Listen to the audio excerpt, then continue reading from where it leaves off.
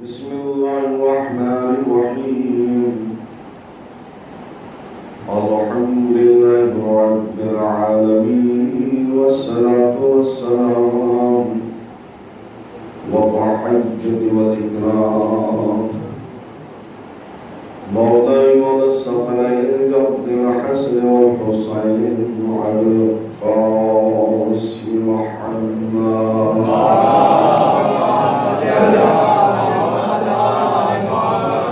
وعلى أهل بيت الطيبين الطاهرين المعصومين المظلومين ولعنة الله على أعدائهم أجمعين من يوم هذا إلى قيام يوم الدين.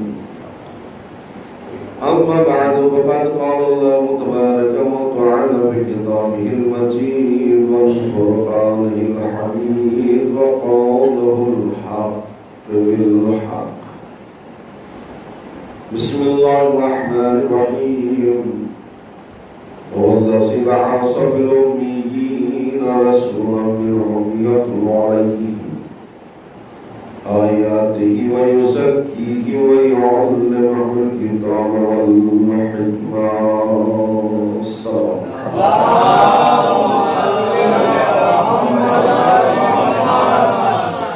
حضرات برائے سلامتی امام زمانہ پر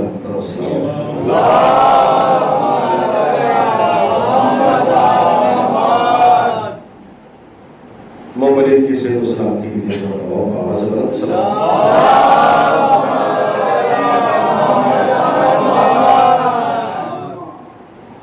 یہ صلوات بھیجنے کا مطلب یہ نہیں کہ میں آپ کو بغیر ثواب کے چھوڑ دوں. صلوات بھی ایک ثواب عظیم کام.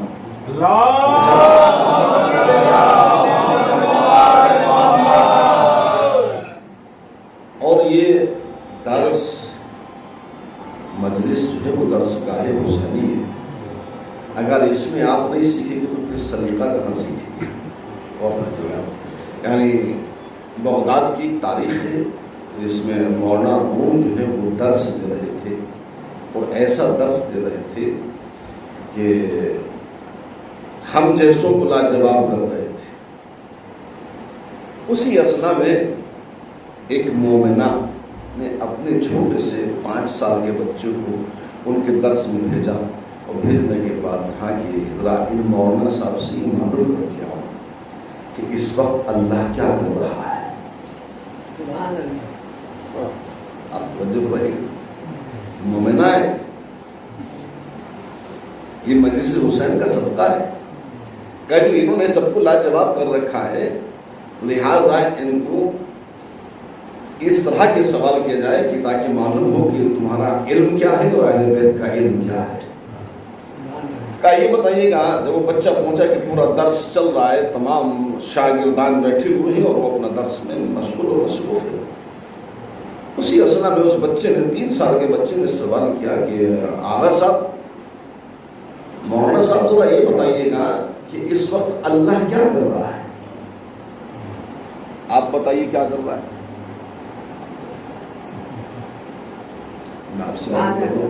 سلوات بھیجا ہے. بس لاجواب ہو کر کیا کیا ہے بیٹا, یہ بتائیے گا کہ تم نے جو سوال کیا ہے کہ اس وقت اللہ کیا کر رہا ہے, کہیں تو شیعہ تو نہیں ہے. اللہ کہیں شیعہ تو نہیں ہے. کہتے کہ یہ بات مسلک کی اور فرقوں کی بات الگ ہے. پہلے میرے سوال کا جواب دیجیے گا کہ میں کون ہوں, کیا ہوں. تو یہ درس گاہ حسینی سے اتنا شعور تو شیعوں کو ہو ہی جاتا ہے کہ اس وقت اللہ کیا کر رہا ہے اور فرشتے کیا کر رہے ہیں. اللہ کہ اچھا جب لاجواب ہو گئے کہ آپ بتائیے کہ بیٹا آپ بتائیں کہ اس وقت اللہ کیا کر رہا ہے. کہ اس وقت اللہ صلوات بھیج رہا ہے. صلوات بھیج رہا ہے.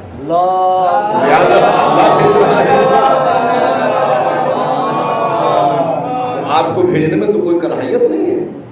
پھر آیت پڑھی اس بچے نے کہا کہ ان اللہ وملائکتہ یصلون علی النبی یا ایھا الذین آمنوا صلوا علیہ وسلموا تسلیما. یہ پڑھنے کے بعد کہتے ہیں کہ اس وقت آل محمد پہ اللہ بھی صلوات بھیج رہا ہے, مومنین بھی بھیج رہے ہیں اور ملائکہ بھی بھیج رہے ہیں. ایک صلوات بھی محمد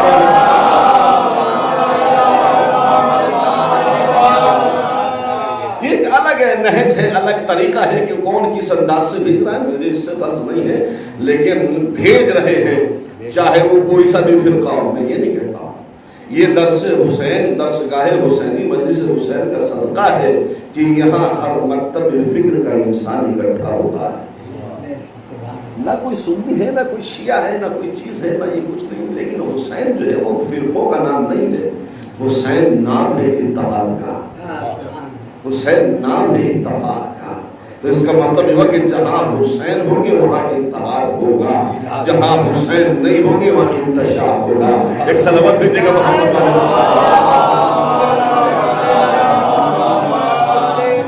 بس جو میں گفتگو آپ کی خدمت عالیہ میں جسارت کر رہا ہوں اس کو سنیے. یعنی سلام دور اسلام سے پہلے، میں اپنے موضوع پر آ رہا ہوں، دور اسلام سے پہلے سلام کرنے کا بھی طریقہ الگ تھا. میں اپنے بچوں کے لیے پڑھ رہا ہوں، بزرگ مجھ سے بہتر جانتے ہیں. آپ مجلس مجمع بیٹھا ہوا ہے ماشاء اللہ، آپ مجلس سنتے رہتے ہیں. دور اسلام سے پہلے، حضور کے آنے سے پہلے سلام کا طریقہ بھی الگ تھا. اور ایسا سلام کر، میں نے عرض کی خدمت میں کہ اسلام سے پہلے کیا کیا حالات تھے، کیسے کیسے کیا. دیکھے گا بہتے ہوئے دریا کا رخ پلٹ لینا آسان ہے، اور ان کے جاہلوں کا ایمان بدلنا یہ بڑا مشکل کام تھا. یہ بڑا مشکل کام تھا. اس دور میں، اس نہج میں، اس ماحول میں رسول نے سب سے پہلے آ کر کے ان کو وہ طریقہ سکھایا جو سلام کرنے کا طریقہ ہے. اور خدا آپ محسوس کیجیے گا اس بات کو. بس آپ سے میں یہ نہیں کہتا کہ آپ واہ کریں، بس میں سن لیجیے گا تاکہ سنجیدگی کے ساتھ مقصد حسین آپ تک پہنچ جائے. ایک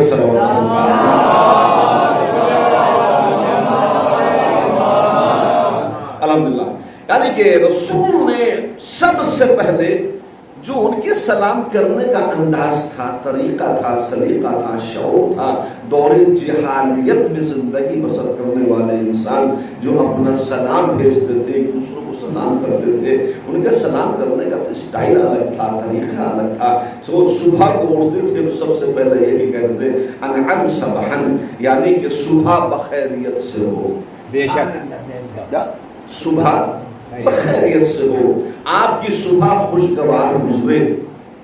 محسوس کر رہے ہیں آپ؟ یہ ہے پیغام رسالت، یہ ہے پیغام الہی، یہ پیغام رسول. پر جیسے رسول نے دیکھا کہ یہ سلام کرنے کا بھی اس قوم کو سلیقہ نہیں ہے، جس قوم کو سلام کا شعور نہیں ہوتا اسی اسلام کا شعور نہیں ہوتا.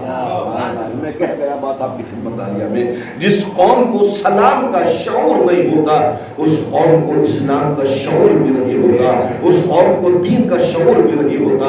پہلے سلام ہے بعد میں کلام ہے. اللہ اکبر. پہلے سلام ہے بعد میں کلام ہے. کہ اس قوم کو دیکھا کہ یہ بدو ہے، ان کو شعور نہیں ہے، نہ ان کو سلام کرنے کا سلیقہ ہے، نہ ان کی طریقہ زندگی ہے.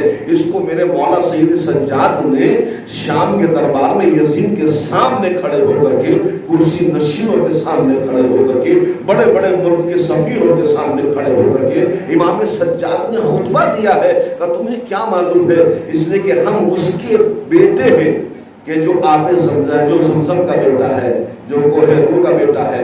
ہم جانتے ہیں کہ تم کیا تھے.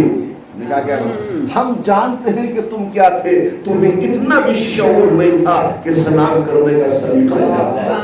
آپ غور فرمائیں گے، امام سجاد نے پورا خطبہ دیا ہے اس کے سلسلے میں کہ ہم جانتے ہیں تمہیں نہ لباس پہننے کا سلیقہ تھا، نہ تمہیں کپڑے پہننے کا طریقہ تھا، نہ تمہیں جوتا پہننے کا طریقہ تھا، نہ تمہیں امامہ لگانے کا سلیقہ تھا، نہ تمہیں کھانے کا شعور تھا، نہ تمہیں بیٹھنے کا سلیقہ تھا. یہ تو احسان ہے میرے جد رسول کا کہ تمہیں زندگی کا سلیقہ سکھا کے چلا گیا.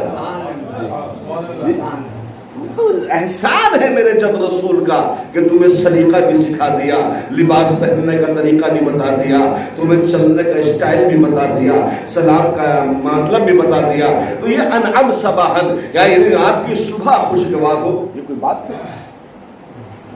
میں آپ سے عرض کر رہا ہوں، نوجوان بچے بیٹھے ہوئے کہ صبح بخیر ہو، صبح خوشگوار ہو. یہ کوئی بات ہو گئی؟ یہ محمل بات ہے. اور آج کے دور میں اسی اسٹائل کو اس انداز سے پیش کیا جا رہا ہے کہ شب بخیر ہو جائے. آداب تسلیمات اسلام میں نہیں ہے. میں کچھ کہہ رہا ہوں، جتنے بڑے بڑے دولت مند ہوتے ہیں نا وہ اپنے سلام کا طریقہ بھی الگ نکالتے ہیں تاکہ آنے والے پر اس کے سلام کا اثر پڑے. شریعت دولت کو نہیں دیتی، عقیدت کو دیتی ہے. تو شریعت دولت کو نہیں دیتی، عقیدت کو دیتی ہے. شریعت تمہارے چہروں کو نہیں دیتی، تمہارے تقوی کو دیتی ہے. اس لیے محرم نام کپڑے بدلنے کو نہیں ہے، کردار بدلنے کا نام ہے. ایک صلوات بھیجے گا محمد علیہ.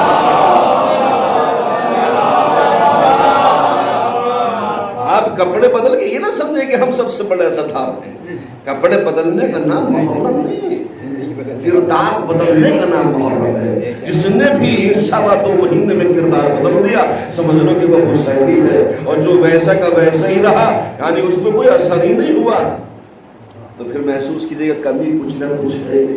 میں بات عرض کا آپ کی خدمت میں کہ میں جو آپ کی خدمت بابرکت میں عرض کر رہا ہوں، اگر تمہارے اندر کوئی تبدیلی نہیں ہے تو آپ غور کریں کہ مجلس حسین میں سننے کے باوجود بھی ہمارے اندر چینجنگ کیوں نہیں آئی. بات کیا ہوں یہ آپ کو سوچنا پڑے گا کہ ہمارے اندر تبدیلی کیوں نہیں آئی.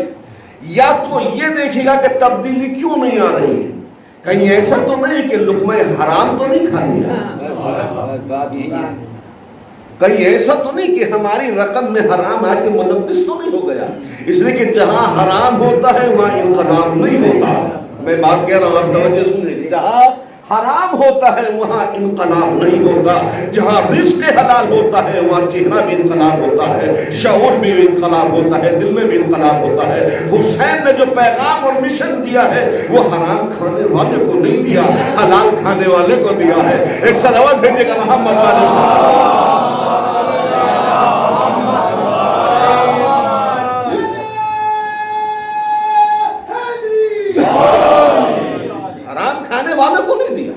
جتنا ورنہ آپ اندازہ لگائیں، سوچی گا، غور کیجئے گا.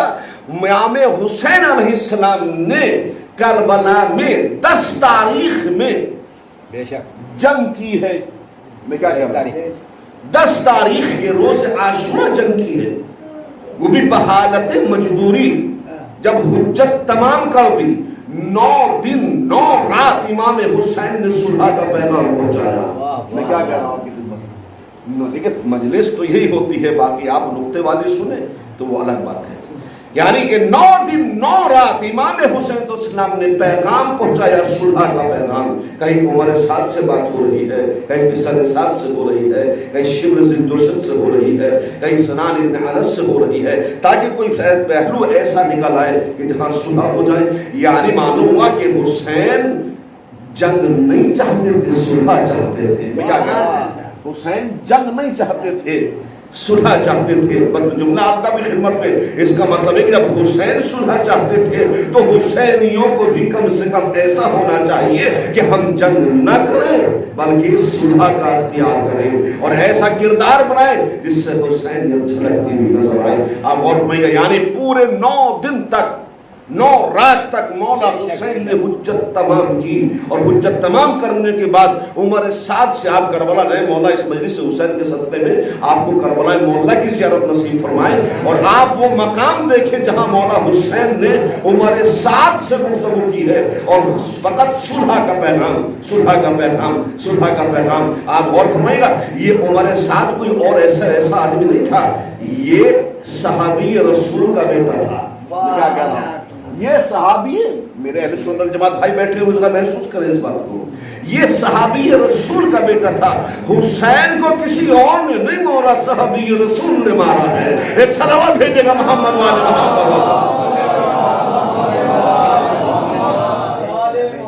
حسین کو جو قتل کیا ہے، اولاد رسول کو جو قتل کیا ہے، کسی اور نے نہیں کیا. سب سے زیادہ اصحاب رسول کے بیٹے موجود تھے. بے شک بے شک. ورنہ عمر سعد کون ہے؟ صحابی کا بیٹا ہے. اور ایسا صحابی کا بیٹا ہے کہ جو رسول پاک صلی اللہ علیہ وسلم کے پیچھے نماز پڑھ کے کہتا تھا کہ میں اگر آپ کے بعد الگ زندگی میں نماز پڑھتا ہوں تو مجھے مزہ نہیں آتا. یہ ایسا صحابی کا بیٹا تھا. اور جب بات ہوئی اور सुलह का पैगाम पहुंचाया उसके अंदर तो उसके अंदर वो इनकलाब पैदा हो गया कि हम आपके साथी नहीं बन सकते, दोस्त नहीं बन सकते। इमाम ने हुज्जत तमाम की और ये कहकर के उमर साद ने इब्ने जियाद का कमांडर जो बनकर के आया था पैगाम दिया कि देखिए मैं इब्ने जियाद का कमांडर हूं। वाह वाह वाह, नहीं नहीं, इब्ने जियाद का कमांडर मैं पैगाम दे रहा हूं, मैसेज पहुंचा हूं आप लोगों की खिदमत में। यानी इसका ये आलम था कि जब इमाम हुसैन इस्लाम बचपन में मदीने में रहा करते थे तो ये भी इमाम के साथ साथ रहता था। नहीं नहीं, इमाम हुसैन के साथ साथ चलता था, इमाम से मोहब्बत करता था, इमाम के साथ रहता था, इमाम के घर में रहता था, इमाम इसे अपने पहलू में बिठाते थे, इमाम इसे बातों नसीहत फरमाते थे, इमाम इसको सारी बातों नसीहत बताते थे, खाना खिलाते थे, इसको सारी बातें बताते थे। मालूम ये हुआ कि मासूम के पहलू में बैठ करके हर इंसान हलाली नहीं हो सकता। सलाहियत नहीं होगी, हर इंसान के अंदर सलाहियत नहीं होती है। मैं क्या आपका में जब पैगाम दिया है तो उसने ये कह करके इमाम के पैगाम को ठुकरा दिया कि मुझे मुल्क रे की हुकूमत का वादा किया है यजीद ने, मुल्क रे की हुकूमत का वादा किया है यजीद ने, लिहाजा मैं मुल्क रे को देख रहा हूं। आप फरमाते कि मुल्क रे का एक दाना भी तू नहीं खाएगा। आपने गौर नहीं फरमाया। इमाम हुसैन फरमाते हैं कि ए उमर साहब याद रखना मैं फर्जंद रसूल तुझसे कह रहा हूं कि तुम मुल्क रे का गंदुम का एक दाना भी नहीं खाएगा, एक दाना भी नहीं खाएगा। मालूम नहीं इमाम ने पैगाम पहुंचा दिया। जब तलवारें इमाम के खिलाफ होती है तो याद रखना तुम्हें कुछ नसीब होने वाला नहीं है, ना हुआ ना होगा। जब मासूम के खिलाफ तुम आजमूदा हो जाओगे, नबर्द आजमा हो जाओगे तो याद रखना तुम्हें कुछ भी मिलने वाला नहीं है। इमाम ने पूरा खुतबा दिया और खुतबा देने के बाद जो इमाम ने जुमला कहा था कि मैं कह रहा हूं तुझे मुल्क रे का एक दाना भी नसीब नहीं होगा। हुआ यही, हुसैन शहीद हो गए, नौ के निगाह पे चले गए, मगर उमर साद को एक दाना भी नसीब नहीं हुआ। इसलिए कि मासूम एक जमाने के लिए कलाम नहीं करता, जब मासूम बोलता है तो कयामत तक के लिए बोलता है। अल्लाह एक सलावत भेजने का मोहम्मद वाले।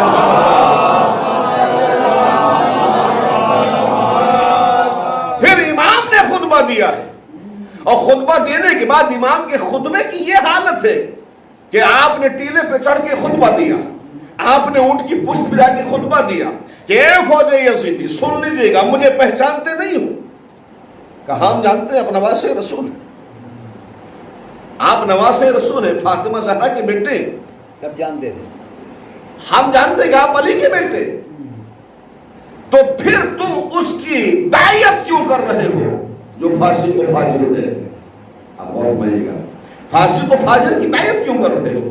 जब इमाम के 9 खुतबों का असर ना हुआ तो इमाम ने पलट के वही जुमला कहा कि याद रखना, यानी मासूम बोल रहा है और तुम्हारे दिलों पे असर नहीं हो रहा है। इसलिए कि असर कैसे होगा कि तुम्हारा शिकम माले हराम से भर चुका है।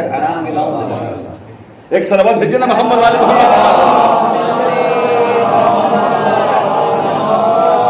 इससे बेहतर अंदाज बंद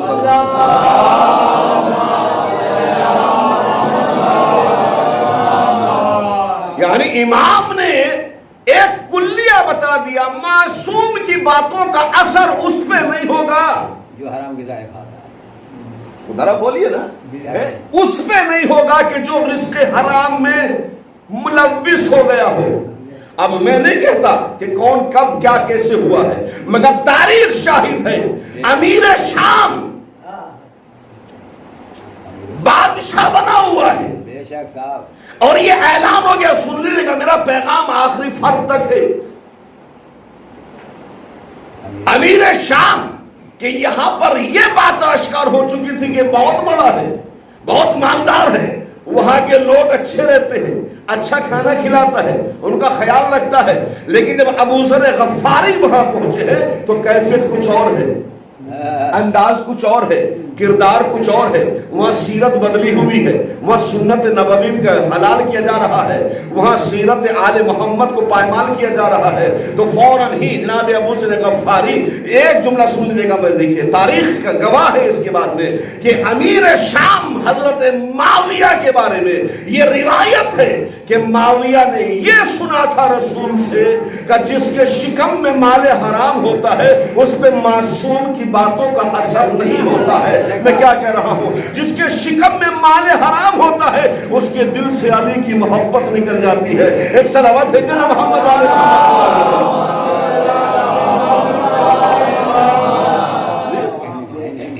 جس کے شکم میں مال حرام پہنچ گیا امام کی بات کا اثر نہیں ہوتا، اس کے دل سے علی کی محبت نہیں آ سکتا۔ نکل گئی، یہ کلیہ بن گیا۔ اب آپ دیکھتے جائیے گا، جو علی سے محبت کرتا ہے سمجھ لو کہ رزق حلال میں پل رہا ہے۔ اللہ اکبر اللہ اکبر۔ آپ خدا را زحمت دیکھے گا، یعنی جو رزق حلال کھا رہا ہے اس کے دل میں علی کی محبت ہے، رہے گی۔ اور علی کی محبت کے لیے مذہب مسلک نہیں، کوئی شرط نہیں ہے، جو چاہے علی سے محبت کرے، جو چاہے حسین سے محبت کرے، مگر شرط یہ ہے کہ رزق حلال ہو۔ غور فرمائیے گا، حضرت ابو ذر غفاری اس عالم میں شام میں پہنچی کہ جہاں یہ باتیں اور اعلان ہو رہی تھی، ان کو بھی معلوم تھا دشمنوں کو بھی کہ علی کی محبت کو اگر دل سے نکالنا ہے تو شام کے بچوں کو رزق حرام کھلا دو۔ ہائے ہائے ہائے، ہمارے عزیز ہے، رزق حرام کھلا دو، اس لیے کہ زخم دھو جاؤ، پٹی نہ دھو، جڑ کاٹو، تاکہ معلوم ہو جائے۔ اس لیے کہ شام کے اندر یہ کیفیت ہو چکی تھی، نوجوانوں سنیے گا، تاریخ پڑھ رہا ہوں آپ کے سامنے، شام کے اندر یہ کیفیت تھی کہ اگر بچے آپس میں کھیلتے تھے، اور سن لیجیے گا غور سے، آپس میں بچے کھیلتے تھے اور کوئی بچہ کسی کی چیز چرا کے چلا جاتا تھا تو یہ آواز ابھی کون لے گیا؟ علی لے گیا۔ نہیں، زندہ باد صاحب، زندہ باد۔ اور محسوس کا کوئی بات نہیں ہے، میرا پیغام جو اب تک پہنچنا یا نہیں پہنچا، کہا کون چرا کے لے گیا؟ علی لے گیا۔ جی، بچوں کی یہ کیفیت، یہ ذہنیت شام کے بچوں کی بدل گئی تھی، اور خود میرے ساتھ ہوا یہ واقعہ۔ میں جس وقت نجف اشرف بازار امام جعفر صادق رحمۃ اللہ میں پہنچا تو میرے ساتھ کچھ مستورات تھی، انہیں مارکیٹ سے کچھ چادر وغیرہ خریدنا تھی۔ چادر خریدی، انہوں نے آپس میں لڑکوں نے جو بیٹھے تھے، مجھے بنی ہوئی تھی، انہوں نے جو مثلاً 500 روپے کی ٹی شرٹ تھی وہ 100 روپے میں بیچ رہے تھے۔ ہندوستانیوں کو معلوم ہے کتنا لالچی ہوتا ہے۔ اب جب 500 روپے کی ٹی شرٹ ہے اور 100 روپے مل رہی ہے، اور یہ تو ہندوستان میں سستیاں مل رہی ہیں، مگر جیسے ہی وہ مستورات نے اپنے پرس نکالا اور اس کو پیسے دیے تو اس نے اس کا پرس مار لیا۔ جیسے پرس مارا، ان کو کچھ معلوم نہیں ہوا، میں بھی ساتھ۔ اب دکان پہ پہنچے جہاں سے آبا خرید لی تھی، آبا خرید لی، پیک کرا لی، اب پیسے دے گا کہ یہ نمبر آیا، دیکھا کہ جیب کٹ گئی۔ وہ دکاندار بولا، علی بابا آپ کیا محسوس کر رہے ہیں بھائی؟ آپ سوچیں، کہا آپ کی جیب علی بابا لے گیا، یعنی 1400 سال کے بعد بھی آج بھی عرب کی ذہنیت علی کے خلاف ہے۔ بے شک ہے، اس وقت میں کیا عالم ہوگا جوہری بدتر تھا وہ، کہ جب دور امیر معاویہ تھا، علی کے خلاف پروپیگنڈا بنا ہوا تھا۔ آپ توجہ فرمائیے گا، تاریخ خط کر رہا ہوں آپ کے بچوں کے لیے، کہ اتنا یہ فہمس ہو گئی کہ جس کے شکم میں مال حرام پہنچ گیا وہاں سے علی کی محبت رخصت ہو جائے گی۔ ختم ہو گئی۔ اور ایسے ویسے نہیں بیٹھے ہوئے تھے اس میٹنگ کے اندر، جب کوئی پلاننگ ہوتی ہے تو بڑے بڑے عقل مند دانشور بیٹھتے ہیں، اس لیے کہ امیر معاویہ کو جتنی تکلیف علی سے تھی اس سے کسی دن نہیں تھی۔ کہا یہ کیا کہتا ہے کہ جہاں علی کی محبت کا رشتہ ختم ہو جائے، تو انہی دانشوروں میں حضرت عمر عاص، جس کے لیے رسول نے فرمایا کہ یہ وہ شخص ہے کہ اگر یہ نہ ہوتا تو کبھی اسلام کی ریڑھ کی ہڈی نہ ختم ہوتی. اسلام کی ریڑھ کی ہڈی توڑنے والا یہ وہ شخص ہے. اللہ میں باپ توجہ کرے غور کیجیے گا کہ یہ مشورہ ہوا کہ ہم نے حدیث سنی ہے کہ جس کے شکم میں مال حرام پہنچ گیا وہاں سے علی کی محبت رخصت ہو جائے گی. بس اسی طریقے سے سننے کے آپ سن رہے ہیں, وہاں سے علی کی محبت رخصت ہو جائے گی. کافر کریں کیا کہ آپ بڑوں کو تو چھیڑو نہیں, چھوٹوں کو چھوڑو نہیں. بڑوں کو چھوڑو نہیں, چھیڑو نہیں, چھوٹوں کو چھوڑو نہیں. کافر کیا کہہ رہے کہ یاد رکھو ہمارے بیت المال میں جو مال ہے وہ مال حلال نہیں, مسلمانوں کا حق ہے جو ہم نے غصب کیا ہوا ہے, لہذا اسی مال حرام سے حلوہ بنایا جائے, بچوں کو کھلایا جائے گا. اور جب حلوہ بنایا جائے گا تو ایک اعلان دربار عام میں کہ جتنے بھی شام کے بچے ہیں وہ آ کر کے حلوہ کھا لیں. میں کیا کہہ رہا ہوں, لہذا اپنے بچوں کو کھانا کھانا, اسی لیے شریعت کا حکم ہے جب کسی دسترخوان پہ بیٹھو تو جانوروں کی طرح بغیر سوچے سمجھے نہ کھاؤ, پہلے سوچ لو یہ حلال بھی ہے یا نہیں. سبحان اللہ. ایک صلوات بھیجے گا محمد والے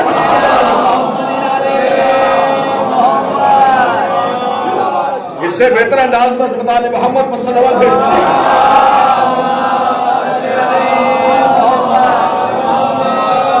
بہت جلدی بات انشاءاللہ بات کا مجھے مطلب یعنی کہ حلوے کا انتظام کیا جائے.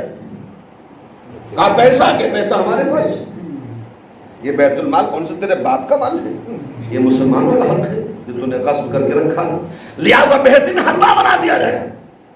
حلوہ بنایا گیا, بیلان عام کر دیا گیا.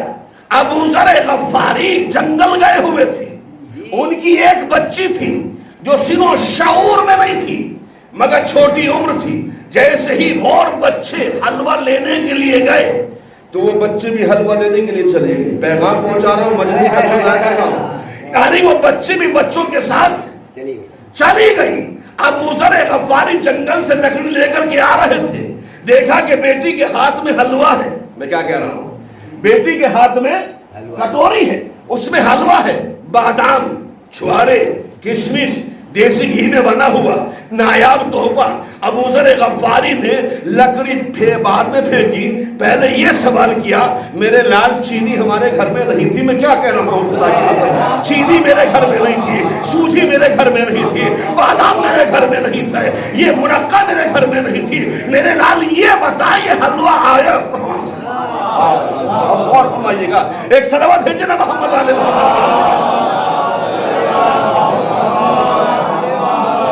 کہا میرے لال نہ سوجی گھر میں, نہ چینی, نہ گھی ہے, نہ منقع, نہ بادام. میرا بیٹا یہ بتائے آیا کہاں سے. اب سن لینے کا جملہ کر رہا ہوں, اگر آپ برداشت کر سکے تو مجلس کا حق یہی ہے, ساری مجلس بھول جانا مگر یہ جملہ نہ بھولنا.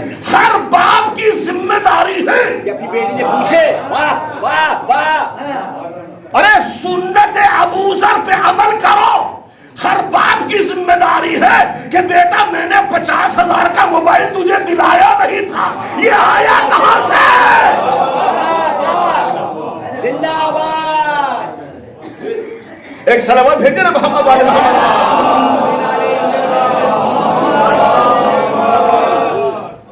اگر سب کے سب اس سنت پہ عمل کر لے. بیٹا میرے اندر ہمت نہیں تھی کہ سونے کی چین تیرے گلے میں آئی کہاں سے ہے, تیرے یہ 500 روپے کی میری حیثیت تھی, تیرے لباس بدن پہ 2000 روپے کا لباس آیا کہاں سے ہے. تو یاد رکھا جملہ عرض کر رہا ہوں, ساری مجلس بھول جانا مگر یہ جملہ نہ بھولنا کہ آپ اندازہ لگائے اگر ہر باپ, ہر ذمہ دار, ہر بھائی اپنی بہنوں کے لیے, گھروں کے لیے, باپ بیٹیوں کے لیے, شوہر اپنی بیویوں کے لیے یہ اہتمام کر کے آنے سے پہلے, کھانے سے پہلے یہ پوچھے مرغا میں نے بنایا نہیں, یہ آیا کہاں سے ہے, یہ لباس میں نے بنایا نہیں, تو نے پہنا کہاں سے ہے, یہ سونے کی چین میں نے بنائی نہیں, میری حیثیت نہیں تھی, تیرے گلے میں آئی کیسے ہے. تو یاد رکھنا اگر سنت ابو ذر پہ عمل کرو گے تو قوم میں سر اٹھا کے چلو گے, قوم میں سر اٹھا کے چلو گے. اگر آنکھیں بند کر لی تو یاد رکھنا قوم کے درمیان میں سر جھکا کے چلو گے. ایک صلوات بھیجے گا محمد والے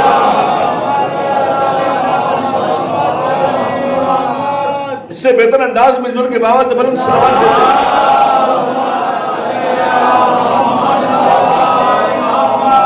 اب میں آپ سے نہیں کہہ رہا کہ آپ سر اٹھا کے چلیں یا سر جھکا کے چلیں.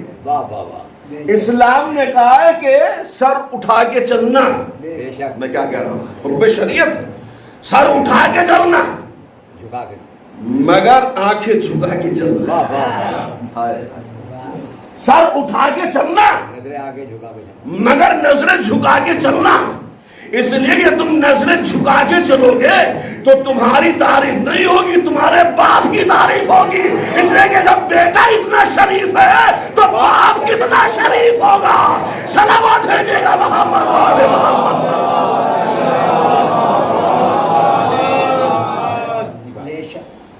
محسوس ہو رہی بات نا؟ دل کے قریب گفتگو ہو رہی ہے نہیں ہو رہی؟ یعنی آپ اندازہ یہ لگائیں اگر ہم شریعت محمدی پہ عمل نہیں کریں گے تو پھر یاد رکھنا زمانہ بڑا ظالم ہے, بخشے گا نہیں. سر اٹھا کے چلیں, نگاہ جھکا کے رکھیں, اس لیے کہ شورفا کی پہچان یہی ہے, شریف لوگوں کی پہچان یہی ہے, خاندانی لوگوں کی پہچان یہی ہے. تو جو گفتگو میں نے آپ کی خدمت عالیہ مرض کیا, یہی پورا واقعہ جناب مریم کے لیے نقل ہے. جناب مریم معصومہ ہیں بے شک اور معصوم نبی کی کفالت میں ہے.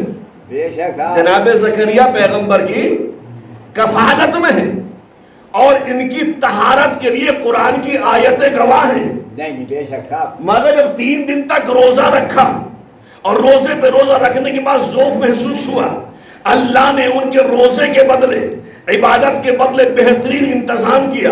یعنی اللہ نے دسترخوان پہ جنت کے کھانے لا کے رکھ دیے. بے شک صاحب بھیجا, جنت کے کھانے لا کے رکھ دیے. انگور ہے, سیب ہے, انار ہے, ایسی سی نعمت ہے خدا کی پناہ. جیسے جناب زکریا کیونکہ سرپرست تھے, آ کر کے دروازہ کھٹکھٹایا, مریم یہ آیا تھا, دروازہ کھولو. معصومہ ہے مریم. بے شک صاحب. میں کیا کہہ رہا ہوں آپ کی خدمت میں؟ معصومہ معصومہ ہے, عصمت و طہارت پہ قرآن گواہ ہے. کہا مریم دروازہ کھولو. آپ نے جملہ نہیں سنا, محسوس نہیں کیا. مریم دروازہ کھولو یعنی کفیل ہے جناب زکریا, سرپرست ہے جناب زکریا, مگر پہلے کیا کہا, دروازہ کھٹکھٹاؤ. میں کیا کہہ رہا ہوں؟ اگر آپ کی بیٹی ہی صحیح ہے مگر گھر میں جانے سے پہلے دروازہ کھٹکھٹا کے جانا. اگر بغیر دروازے کھٹکھٹائے جاؤ گے تو یہ شریعت آپ کو اجازت نہیں دیتی, بھلے ہی آپ کی بیٹی ہے, بھلے ہی آپ کے داماد ہے.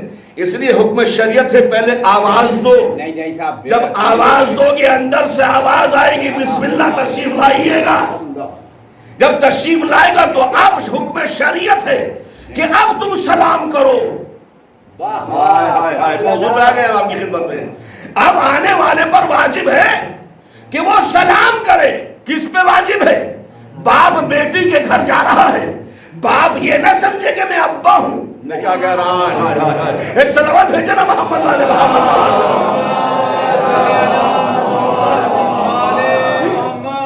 باپ یہ نہ سمجھے کہ میں بیٹی کا ابا جان ہوں, لہٰذا میں کیوں سلام کروں. حکم ہے کہ تم گھر میں آ رہے ہو, تمہارے اوپر فرض ہے کہ سلام کرو. جی سلام کرو.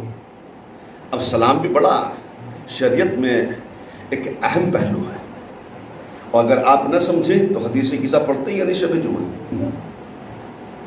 حکم ہے, جناب فاطمہ زہرا گھر کے اندر بیٹھی ہوئی ہیں, چادر یمانی لیے ہوئے, رسول بھی ہیں.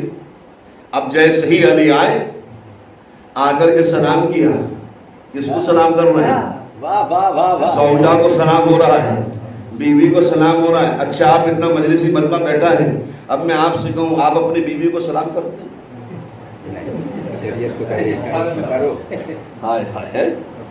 آپ اتنی مجلس سے سنتے ہیں, مجلسی مجمع بیٹھا ہوا ہے, آپ جا کر کے بیوی کو سلام کرتے ہیں؟ ارے میاں مولوی صاحب نے نیا پہلو بتا دیا کہ بیویوں کو سلام کرو. شریعت کہہ رہی ہے. عجیب بات ہے. اگر کر بھی لیا آپ نے دھوکے سے تو صبح ہی اخبار میں نکل جائے گا. کیا یہ بیوی سے ڈرتا ہے اس لیے سلام کرتا ہے؟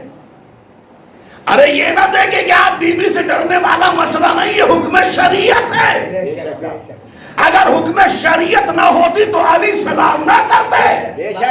علی کا سلام کرنا بتا رہا ہے کہ بیوی کو سلام کرنا عیب نہیں ہے، ثواب ہے. صلوات بھیجے گا محمد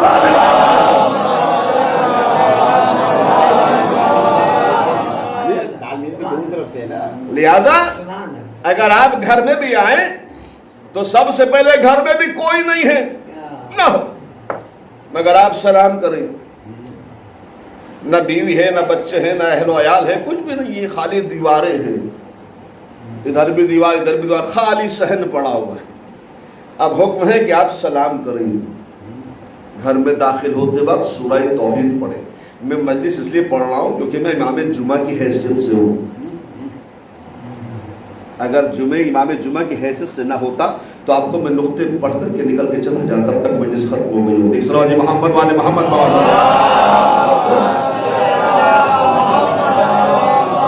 یہ ذمہ داری ہے. یہ ذمہ داری اگر میں نہیں ادا کروں گا تو روز قیامت آپ ہی میرا دامن پکڑ کے پوچھیں گے کہ مولوی صاحب آئے تھے میں کچھ بتا کے نہیں گئے. اللہ اکبر. اور ہمارے ممبروں پہ یہ باتیں ہوتی نہیں تھی، نہ نماز کی نہ روزے کی. یہ مولوی صاحب پتہ نہیں کہاں سے عجیب عجیب باتیں ہو رہی ہیں. ایک سوال محمد والے محمد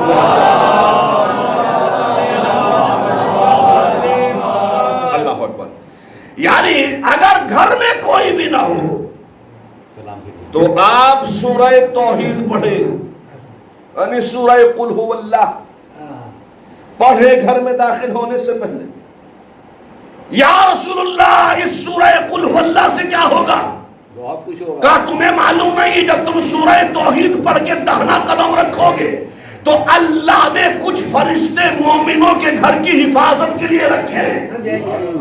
ادھر سلام کرو گے وہ ملائکہ تمہارے سلام کا جواب دیں گے. اللہ کو یقین نہیں آتا؟ آپ نے غور نہیں فرمایا؟ یہ فرشتے یہ ملائکہ تمہارے سلام کا جواب دیں گے. اسی لیے حکم شریعت ہے قبرستان میں جب داخل ہو تو سلام کرو تاکہ مردے تمہارے سلاموں کا جواب دے. عجیب فلسفہ ہے دین کا، عجیب مسئلہ ہے دین کا. یعنی مردے تو سلام کا جواب دے اگر ہم اپنے امام کو سلام کریں. اب وہ ایسا امام نہیں زندہ پردہ غیب میں، کیا وہ ہمارے سلام کا جواب نہیں دیں گے؟ یعنی تمہارے مردے دے رہے ہیں، ہمارا وقت کا امام نہیں دے رہا ہے. سوال محمد والے محمد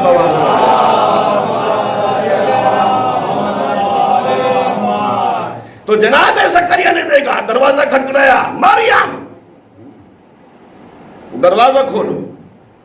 دروازہ کھولا گیا، دیکھا کہ دسترخوان پہ جنت کے کھانے رکھے ہوئے.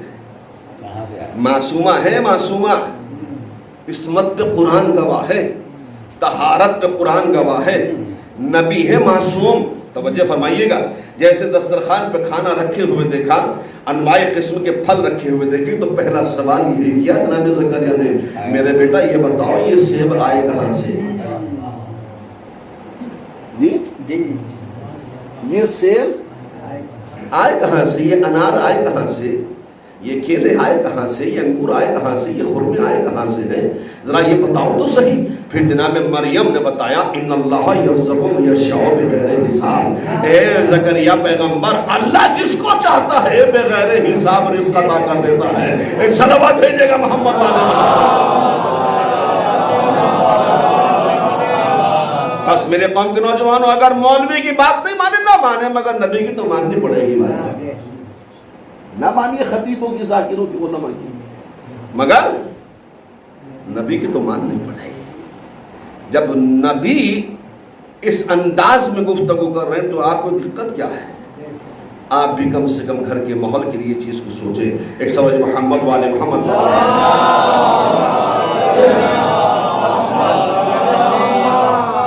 اسی سلام کے لیے کل انشاءاللہ بعد گفتگو ہوگی، اسی سلام کے لیے اور اسلام کے لیے حسین مظلوم نے اپنا پورا گھر کربلا کو جلا دیا۔ زہرا کا باغ تر و تازہ کربلا میں اجڑ گیا۔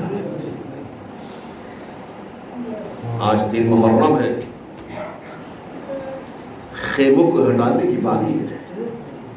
عمر سعد شمر کا لشکر، پسر سعد کا لشکر، ہولی کا لشکر، سنان ابن انس کا لشکر، جس وقت دریا پر مولا عباس نے خیمے لگائے تھے، خیموں کو لگتے ہوئے دیکھا کہ یہ خیمے ہٹا دیے جائے۔ جس وقت مولا عباس خیمے لگا رہے تھے تو وہیں چھوٹے چھوٹے بچے ماموں کا دامن پکڑ کے کہتے ماموں جان آپ نے بڑے اچھی جگہ خیمے لگائے کہ یہاں ٹھنڈی ہوا چلے گی تو ہمارے کلیجوں کو تری ملے گی، ہمارے چہروں کو نرمی ملے گی، مگر کیا معلوم تھا کہ حالات بدل جائیں گے، اور یہ حالات ہوئے کہ خیمے ہٹا دیے جائیں۔ جب خیموں کا مسئلہ آیا اور سد باب ہوا تو مولا عباس نے تلوار کو نکالا، اور نکالنے کے بعد ایک خط کھینچ دیا، اور خط کھینچنے کے بعد کہا کہ یاد رکھنا اگر تمہارے گھوڑوں کی ٹاپوں کی گرد، جملہ عرض کر رہا ہوں، اگر تمہارے گھوڑوں کی ٹاپوں کی گرد شہزادی زینب کے خیمے تک پہنچ گئی تو تمہارا سر تمہارے تک پہ نہیں ملے گا۔ 1.25 لاکھ کا لشکر ہے کربلا میں آیا ہوا جو خیموں کو اٹھانے کی بات کر رہا ہے۔ عباس جلال میں کھڑے ہوئے ہیں، غیظ و غضب کے عالم میں ہے، ایسا لگ رہا ہے کہ جیسے حیدر کرار کربلا میں آ گئے۔ کب مجال ہے کسی کے اندر کہ ہمارے خیمے ہٹا سکے؟ جب دیکھا کہ عباس شیر کی طرح کھڑا ہوا ہے اور یہ عالم تھا فوج یزید کا، سنیے گا کہ اگر سوئی بھی گر جائے تو اس کی آواز آئے، سوئی بھی گر جائے تو اس کی بھی آواز۔ 1.25 لاکھ کا لشکر خاموشی کے ساتھ سر جھکا کر کے مولا غازی کی باتوں کو سن رہا ہے۔ آئے عباس، تیری فضیلتوں پہ ہمارا سلام، تیری شجاعتوں پر ہمارا سلام۔ یعنی عباس اس شیر نر کو کہا جاتا ہے، آپ غور فرمائیے گا، انشاءاللہ 8 محرم میں پڑھوں گا۔ عباس اس غازی کو کہا جاتا ہے کہ اگر علی نے خیبر کا در 2 انگلیوں پہ اکھاڑا تو کوئی کمال نہیں ہے۔ عباس اس شیر کا نام ہے جو 1.25 لاکھ کے لشکر کو اپنی آنکھوں کے آبروں پہ روک لے، اسے عباس کہتے ہیں۔ غیظ و غضب کے عالم میں، جلال کے عالم میں شیشہ پلائی ہوئی دیوار کی طرح عباس کھڑے ہوئے۔ اسی اسنا میں دیکھا کہ فوج یزید بالکل خاموش، عباس ہے جو دیوار بنے ہوئے کھڑے ہیں۔ دیکھا کہ اب میرا غازی جلال میں آ گیا ہے، اب اس کو روکنا کسی کے بس کی بات نہیں ہے۔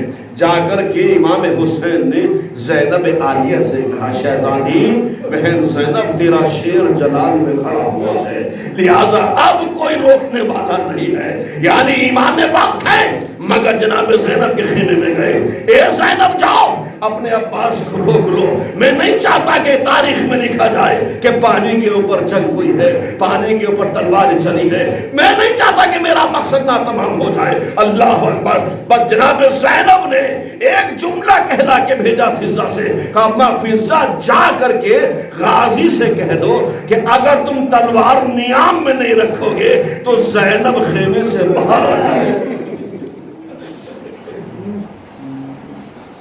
زینب خیمے سے باہر آ جائے گی۔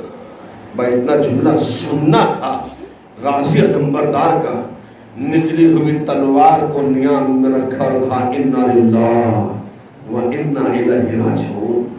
اللہ اکبر، ہماری جانیں قربان ہو جائیں مولا غازی آپ پر۔ آپ کا فقط ایک جملہ اس بات کی دلیل ہے کہ آپ نے یہ جملہ سنا کہ عباس اگر تلوار نیام میں نہیں رکھو گے تو زینب خیمے سے باہر آ جائے گی. مگر اللہ اکبر، اے مولا غازی، جب آپ نہیں ہوں گے خیموں میں آگ لگ جائے گی، زینب کے سر سے چادریں چھن جائے گی. مولا اس وقت کیا کیجئے گا؟ اور تاریخ مقتل کا جملہ ہے، جب شمر لعی نے جناب زینب کی چادر کو چھینا اور نو کے نیزہ سے چھین کر کے نیزے پہ باندھ کر کے اس چادر کو لے کے گیا ہے جہاں عباس کا لاشا پڑا ہوا تھا. اور لاشا پڑے رہنے کے بعد وہاں جا کے یہ جملہ شمر ملعون نے کہا، اے عباس تجھے بڑا ناز تھا زینب کی چادر پر، لے میں چادر لے کر کے آ گیا. اے عزادارو، بس مولا عباس کا لاشا دریا پہ تڑپنے لگا، کبھی اٹھتا تھا کبھی گرتا تھا، آواز آ رہی تھی، اے شہزادی موت